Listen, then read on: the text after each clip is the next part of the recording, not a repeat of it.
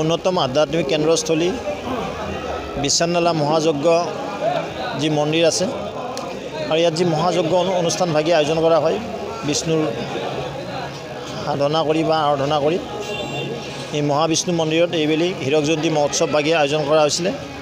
ইতিমধ্যে যোৱা 15 তাৰিখৰ পৰা 21 তাৰিখলৈকে এই কাৰ্যক্ৰম ইয়াত চলি থাকিব আৰু আজি পূৰ্ণাহুতি হৈ গ'ল আৰু উদ্বোধনী দিনাখনৰ পৰা হাজাৰ হাজাৰ ভক্ত ইয়াত আহিছে আৰু আজি কেইবা হাজাৰো সন্মানৰ ভক্তপ্ৰাণ ৰাইজে পূৰ্ণাহুতিত অংশগ্ৰহণ কৰিছে।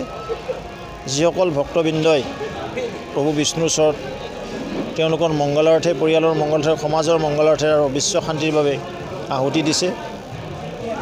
মই প্ৰভু বিষ্ণুক প্ৰাৰ্থনা জনাইছোঁ সকলোৰে মংগল হওক, সকলো সুখে শান্তিৰে থাকক আৰু এই যজ্ঞভাগীৰ জৰিয়তে সমাজখনত শান্তি বিৰাজমান হওক, লগতে সমাজখন আগবাঢ়ি যাওক, সমাজত থকা অপশক্তি আঁতৰি এক সুন্দৰ সমাজ পাবলৈ সক্ষম হ'ম তাকে কামনা কৰিছোঁ। আৰু আগন্তুক আৰু 2টা দিন আছে আৰু অহা 2 দিনৰো আটাইবিলাক কাৰ্যক্ৰম প্ৰভু বিষ্ণুৰ আশীৰ্বাদত সফলভাৱে ৰূপায়ণ হওক তাকে কামনা কৰিছোঁ। সমূহ ভক্তগণক মই প্ৰাৰ্থনা জনাইছোঁ তেখেতসকলৰ পদূলি পোৱাৰ কাৰণে। আজি আমাৰ একেবাৰে আকৰ্ষণীয় আমাৰ কাৰ্যসূচী আছিল। ৰাতিপুৱা আছিলে 10:30 বজাত আমাৰ নতুন মন্দিৰৰ দাৰু উন্মোচন, গতিকে সেইটো আমাৰ হৈ গ'ল সুন্দৰভাৱে। তাৰপিছত আমাৰ 11 বজাত মহিলা নাগৰা নাম ইতিমধ্যে চলি আছে। তাৰপিছত 12 বজাত আছে আমাৰ জি জয় সন্মিলন। আটাইতকৈ এই 75 বছৰ ভিতৰত আটাইতকৈ আমাৰ স্মৰণীয় এইটো আমাৰ কাৰ্যসূচী হ'ল জি জয় সন্মিলন। আজি বিশ্বাননালাৰ পৰা যিমান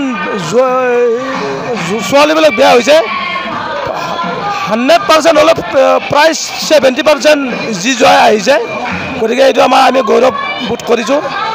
তাৰপিছত আমাৰ ৰাতি আছে, আমাৰ আকৌ আমাৰ থিয়েটাৰ আছে, গতিকে আমাৰ সমূহ ৰাইজক আমি প্ৰাৰ্থনা কৰিছোঁ।